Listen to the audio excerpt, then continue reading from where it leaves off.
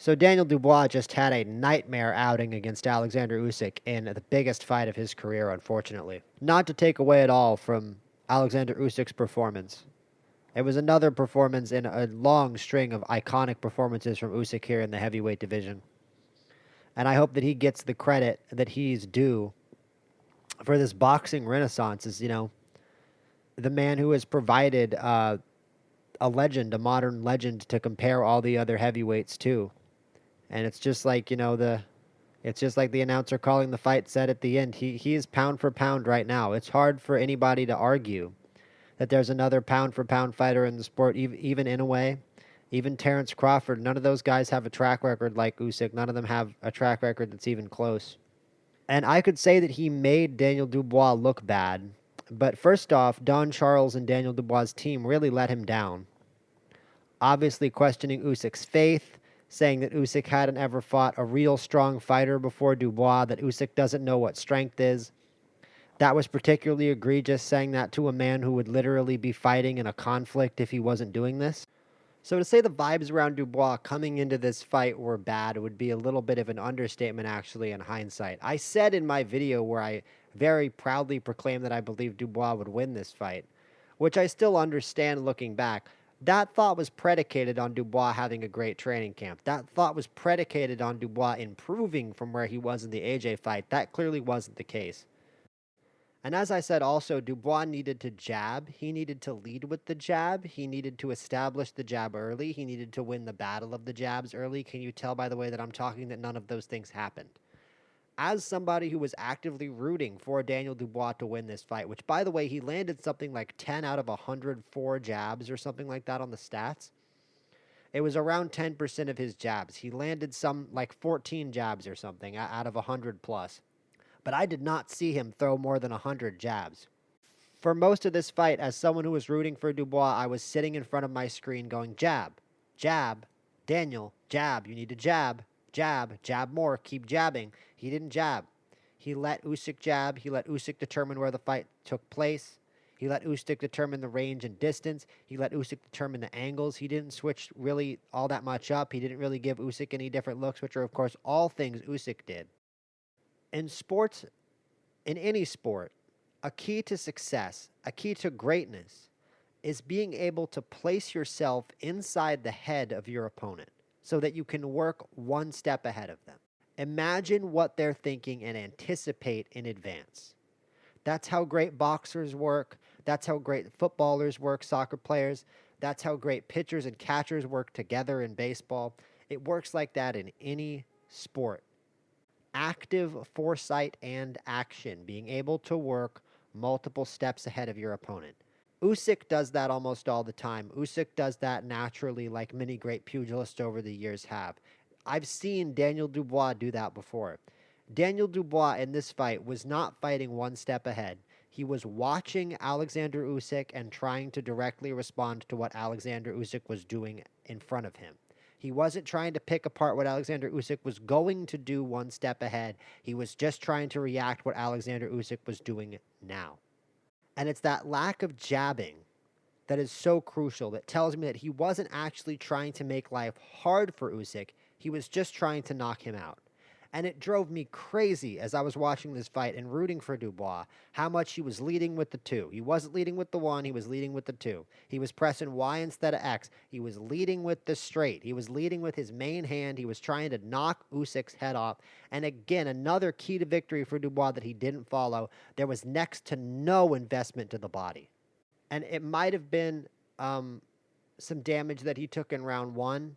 It might have been a lack of investment in cardio. It might have been an overemphasis on strength training. But Dubois did not have it. Honestly, he started to slow down almost immediately, especially compared to Usyk. It was apparent during round one, about halfway through round one, I think it began to sink into me that Dubois was going to have a speed disadvantage in this fight, at least until later in the fight. I already had a sense halfway through round one that Usyk was going to dominate the middle of this fight, except it's round one, it's not the middle of the fight yet.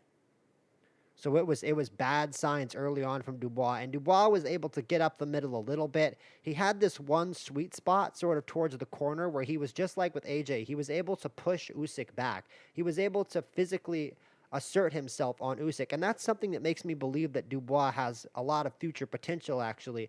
If he can learn to lead with the jab, if he can learn to effectively jab and combo off that jab and push people back with combos built more consistently on the jab instead of just sort of bullying forward with these less calculated combinations. There were so many spots in this fight where Dubois could have filled the space with a jab and he just couldn't do it. Now, I weigh about half of what Daniel Dubois weighs. I'm not a very big guy. I'm a skinny guy.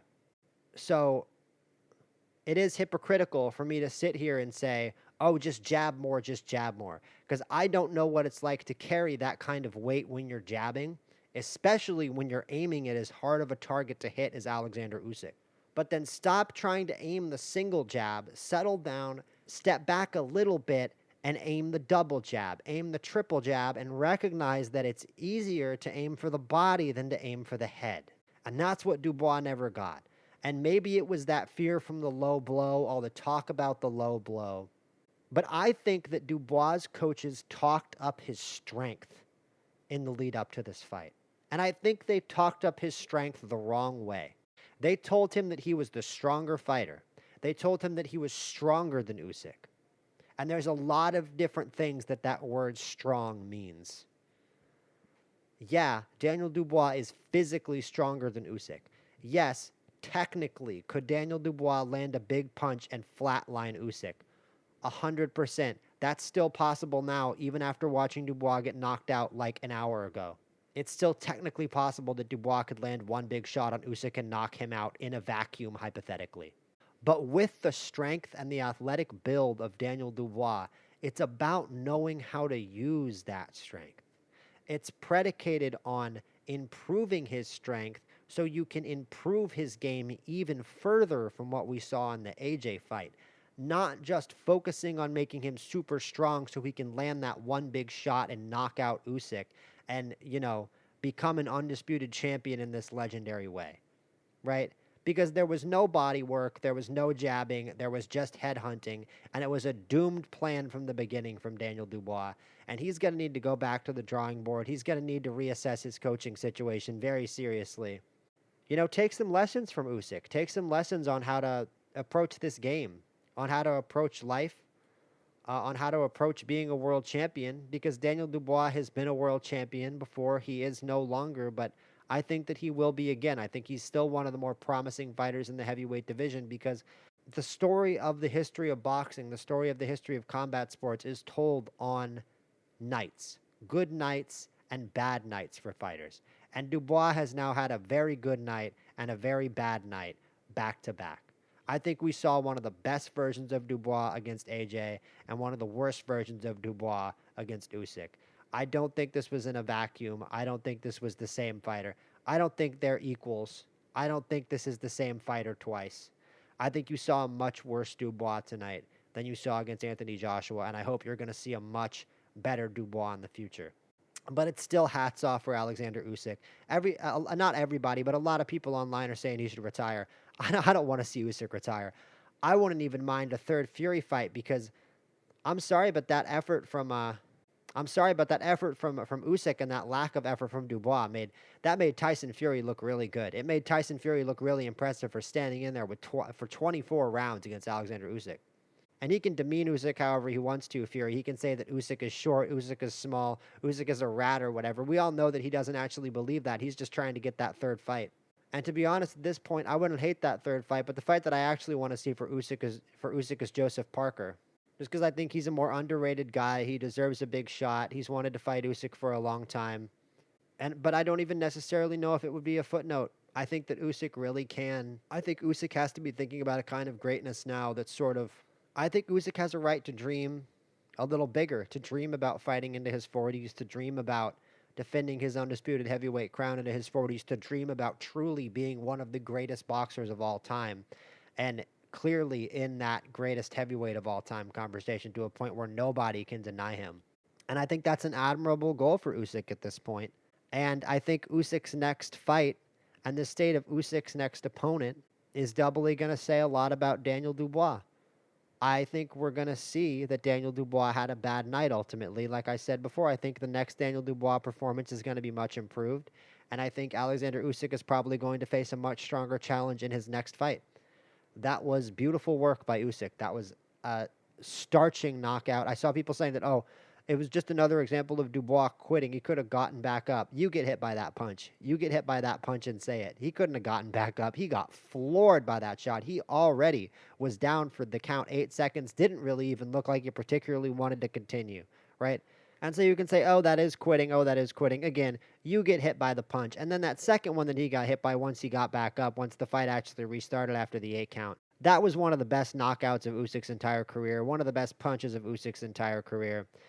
And nobody would blame him if he went out on top on that one. But, you know, when he got back up, it was yet another example. When he got back up from the 8 count, I just was going, jab, jab, you're still not jabbing.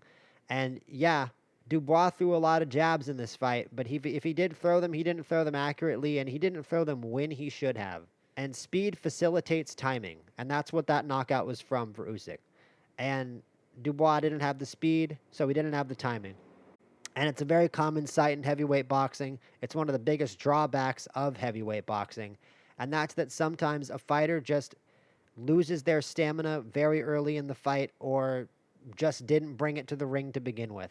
It's hard to carry all that weight around. It's hard to carry all that muscle around. And it's really hard to do when you're involved in a sport like boxing that requires that level of stamina. It really does require a freakish dedication to be the kind of athlete that Alexander Usyk is, piled on top of already existing prodigious talent. And that's how you get a fighter like Alexander Usyk. And it's not that Daniel Dubois doesn't have those things, but Usyk has clearly been forged in a fire that is far hotter than anything that Daniel Dubois has ever experienced in the ring. And I don't necessarily know anymore if it's a level that Daniel Dubois is going to be able to rise to. And that's something that I didn't want to say about this fight. That's something that I didn't want to find out from this fight, that I think now that we found out. Daniel Dubois is a fighter who previously I thought was the future of the heavyweight division. And frankly, now I am very strongly questioning the gas tank and also, unfortunately, questioning the fight IQ. And when I say questioning the fight IQ, as I said before, it's hard to jab when you're that big of a guy. My question of the fight IQ actually comes from the lack of body punching and from the fact that you have to know that you have to slow down the faster fighter and the man with the faster hands. You have to slow him down if you want to have any hope of winning the fight. And Daniel Dubois didn't do the most important thing to that end, which was body punch. And against a guy like Usyk, a guy with a high guard, you have to lead into the body punches by jabbing.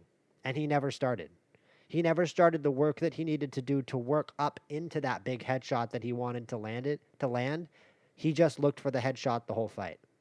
Like I said, leading with the 2, not the 1. It's very unfundamental boxing and a very unfundamental approach against a guy who is all about the fundamentals. But that was the best chance for Daniel Dubois to ever knock off Alexander Usyk, to ever make a statement like that, and he didn't. And it's going to be a very long road back to this high of a peak, to this high of a mountain for Daniel Dubois if he ever gets an opportunity like this again. Boxing is a very, very cruel sport, and I think there's a lot of different ways and a lot of different paths that Daniel Dubois could have taken that could have taken him to a better spot tonight. And it's sad to me, actually, that a lot of people are probably out there just writing him off as another person who lost to Usyk twice. But that sure is a lot of people in this era. In fact, it's every great British heavyweight of this era has now lost to Usyk twice. So, you know what, man? Hail to the king. Usyk is, by such a wide margin, the greatest heavyweight of this era that it's not even funny. And I've been thinking a long time about making long-form videos on this channel, longer-form documentaries on this channel, and Alexander Usyk is one of the top guys that I would consider making a video like that about. And it's wonderful to watch his career reach this point, and I can't imagine what it must be like for the people who've been with him from the beginning, who've known about him from the beginning, from the cruiserweight days, from the undisputed cruiserweight days, to see what he's become, what his legacy has become, and what he's been able to bring back to boxing. So I just wanted to ramble a little bit about this fight, go on about this fight. I've been thinking about this fight for a long time, and there was just something about the ring walks today, early today. It just felt like Usyk's day. I wasn't saying that I regretted my pick because Dubois is just the physical presence and the fighter that he is and that he appeared to be from the Joshua win. So I never take back my pick, but yeah, today was always Usyk's day.